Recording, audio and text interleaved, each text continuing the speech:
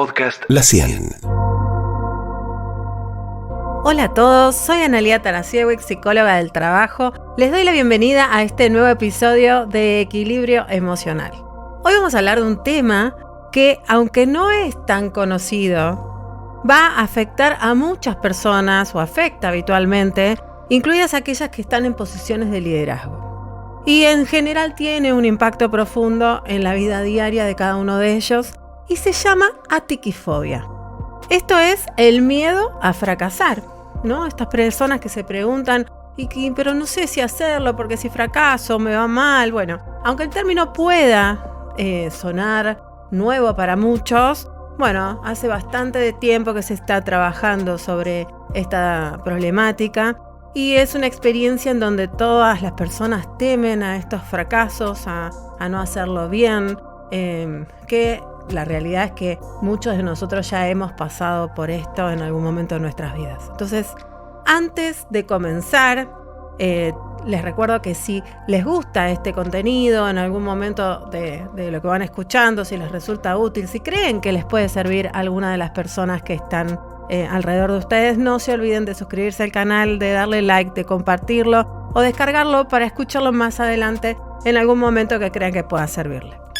Equilibrio emocional. ¿Qué es la atiquifobia? Bueno, este término combina un prefijo que es la a, que indica la negación, con tiki, que proviene del griego tikos, que significa fracasos o errores, y fobia, que indica miedo. Este miedo, aunque no esté reconocido oficialmente en los manuales, como por ejemplo el DSM-4, el DSM-5, el CIE-11, bueno, ya que en sí posee una naturaleza compleja, entonces muchas veces como se superpone con otros trastornos de ansiedad o temas más de normalización del miedo, bueno, en general no están en estos manuales, pero es algo que nos pasa en esta vida cotidiana. Y en especial en mi consultora trabajo con muchas personas que vienen a verme como psicóloga del trabajo con este miedo histórico, ¿no? Es un miedo que viene ya de hace mucho tiempo en la vida de la persona, que no deja que se desarrollen hoy, por ejemplo, profesionalmente, o que acota sus posibilidades, o que tienen o que pierden oportunidades laborales o oportunidades incluso también en su vida personal, ¿no? En sus parejas, con amigos, oportunidades de negocio, oportunidades en las familias, ¿no? Por este miedo a no hacerlo como corresponde o no hacerlo como corresponde según su forma de ver, ¿no? Así que bueno, ahí lo que vemos es que a medida que avanza este mercado laboral y se pone más competitivo, estas personas suelen tener aún mayor miedo al fracaso y el avance de las tecnologías ha despertado un particular sentido que empiezan a consultar como, bueno, al principio era, bueno, no, mira, no estoy muy seguro, pero, etcétera, y ahora cada vez más tengo miedo a que reemplacen mi trabajo, no sé si voy a poder, ¿no? Porque el contexto se ve como aún más pesado.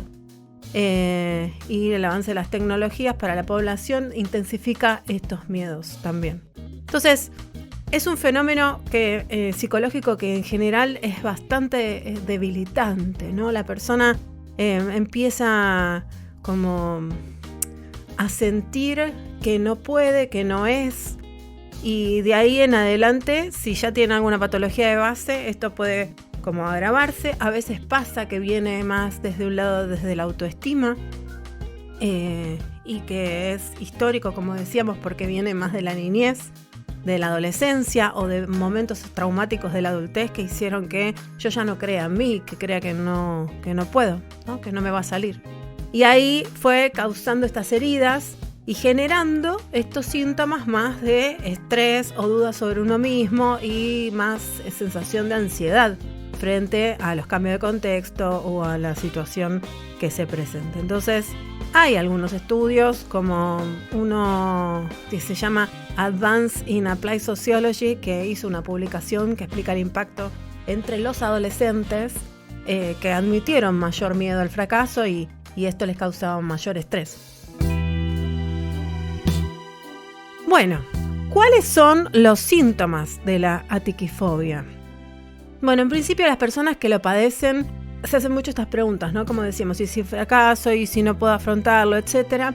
Y emocionalmente pueden experimentar, como dijimos, ansiedad intensa, sentimientos de inutilidad, baja autoestima, apatía, vergüenza, irritabilidad, desesperanza y un miedo constante al juicio externo. Esto es como la mirada, el ojo del otro, que puede causarnos como, bueno, ¿y qué pensarán? ¿No? Hay siempre un otro que me mira. Entonces, bueno, estas emociones en general pueden llevar a distintas formas de parálisis emocionales, ¿no? Esto de que no me quedo como más inactivo, puede llevar a conductas más evasivas, a conductas que o a desequilibrios emocionales que hacen que yo tenga conductas finales que no sean las que realmente quisiera tener, o no son propias de mi día a día. Por otra parte, podemos pensar cognitivamente, ¿no? O sea, a nivel pensamientos. Y las personas ahí se bloquean, empiezan a tener como bloqueos físicos, bloqueos mentales, empiezan a sentir como más procrastinación, un perfeccionismo extremo, un diálogo interno que es insoportable, ¿no? Que todo el día está ahí la persona como hablándose, como en una especie de pesimismo, de crítica, de rumiación, ¿no? Como muy persistente a la visión del futuro, una necesidad de pensar todo el tiempo y sobrepensar lo que me pasa, y una visión súper pesimista. Y como decíamos, el físico, las reacciones físicas que suceden son más bien, podemos pensar algo más como taquicardia, sudoración, problemas digestivos, fatiga, alteraciones en el sueño, ¿no? Problemas que tienen que ver con rigidez muscular, tensiones, todo lo que empiece a mostrar o salir del lado del estrés. Y conductualmente, entonces, las personas como que empiezan a dejar, como decíamos, ¿no? Evitar tener desafíos, retos, a mostrar una falta de iniciativa, ¿no? La persona se empieza a quedar quieta, no quiere moverse, no quiere poner foco, porque enfocar le hace ver más y no quiere ver tanto. Entonces se distrae constantemente, quiere evitar enfrentarse a determinadas situaciones que le generen ansiedad. Y estos síntomas y los comportamientos van a reflejar este impacto tan fuerte que tiene la atiquifobia en el bienestar, en el equilibrio y en la vida, tanto en la vida como en el rendimiento personal de la gente, ¿no? Las causas habitualmente, como decíamos, en general tiene que ver con algo individual, ¿no? Pero también con algo social. Vemos entonces la sociedad, todo lo que es como el contexto socioeconómico y político, los estándares altísimos que se dan respecto a la moda, la economía, el estatus, las presiones sociales. Y eso da mucho más miedo a fracasar, ¿no? Cuanto más alta es la vara en general, si una persona no toma riesgos en su vida y si no tiene todo este perfil más, no me importa, voy y fracaso y aprendo de ese error, esto agrava el problema, ¿no? Y estamos dentro de un mundo que es una cultura del fracaso horrible, porque siempre se penalizó al fracaso. Nunca se alentó a decir, listo, te equivocaste, seguí adelante, aprendé, hacé algo con eso, ¿no? Fracasar es parte de la vida misma. Si no se fracasa, no se aprende en muchos sentidos. Entonces, el fracaso muchas veces es parte del aprendizaje. El fracaso es una instancia como la vida y la muerte, ¿no? A veces para hacerlo bien, a veces es necesario fracasar, dependiendo la evolución psíquica de cada persona, incluso la psicoemocional. Fracasamos para aprender. Basta con reprimir el fracaso, con retar a las personas que tienen un error. Que eso no quiere decir que, ahora seamos como todos, fracasemos para ver, no. Es como, si te pasa, no pasa nada. Aprendemos y seguimos adelante. Y hay que tener como la mayor cantidad de previsión, de estrategia para la próxima, ¿no? Y qué cosas voy a aprender de esto que hice, o que pensé, o que resolví. Y eso ayuda a dejar de alimentar el miedo y a caer en estos estadios más fóbicos, porque si tenemos un lado más fóbico prendido ya en nuestra vida, en nuestra estructura psíquica, es mucho más difícil, ¿no? Para uno salir de esa escena y decir, listo, ya no me importa, ya lo puedo resolver. No, si sos una persona que ya tiene un poco más la tendencia más marcada, te va a costar un poco más. Entonces, bueno, es importante que vos puedas como trabajar como en todos los planos, en el plano práctico y en el plano profundo de esto. Me acuerdo de un caso de una líder de una multinacional que ella había ascendido súper rápido en su carrera y le costaba bastante gestionar los equipos y estar en esos proyectos complejos, ¿no? Porque tenía como unas competencias marcadas para algunas cosas por las cuales subió, pero otras no. Y a medida que avanzaba en su rol, ella sentía cada vez más presión, ¿no? Y una presión, una mirada, además de la evaluación de desempeño, este formato como mucho más rígido de las organizaciones, bajo un discurso que no todas son capaces de llevar adelante, o sea, de autenticidad y de libertad y de creer, ¿no? O sea, como no pasa tanto, aunque muchas dicen que sí, no pasa. Entonces esta persona empezó a tener mucho más presión, ya tomaba medicación, ¿no? A los 3-4 meses ya del puesto ya estaba tomando medicación y su miedo al fracaso la paralizaba. Y cuando la conocí estaba muy aterrada, con mucho ataque de pánico, muy fóbica, afectando su capacidad incluso de tomar pequeñas decisiones. Sentía la crítica muy ahí a flor de piel y le costaba liderar con eficacia. La realidad era esa, como que no había llegado, pero había llegado por otro camino, no por el camino de la sanidad mental, del equilibrio psicoemocional, y era solo por sus competencias, incluso por su trayectoria, digamos. Así que bueno, cuando buscó ayuda profesional con el método Tarasiewicz, que trabajamos desde la consultora Trabaja Mejor hace como 15 años ya, nos empezamos a centrar en abordar estos problemas laborales que tenía desde una perspectiva más 360, ¿no? Entonces, nunca hay que trabajar estos casos como aislados o irse solo al pasado, trabajar solo con lo que te pasa en el trabajo. Es como se trabaja en conjunto. Y ahí empezamos a trabajar con su identidad laboral, su identidad personal, su yo laboral y cómo estaba fortalecido y debilitado, más allá de las competencias específicas que tenía que desarrollar. Y bueno, como cada paciente fuimos abordando distintos puntos. Y acá te cuento un poco, si estás pasando por una sensación de inicio o si ya estás dentro navegando ahí en la atiquifobia, te cuento que podés trabajar como, por un lado, el autoconocimiento profundo. Es vital para, a través de este proceso reflexivo, vos puedas ayudar a comprender esos miedos y esas creencias limitantes que estás teniendo. Y como en el caso de Ana, poder explorar este miedo al fracaso que en realidad estaba muy relacionado con las expectativas internas y externas que había construido a lo largo de su vida ante la autoridad, ante un puesto tan particular al que de algún modo, si bien aspiraba a llegar, cuando llegó no supo bien cómo manejarlo, ¿no?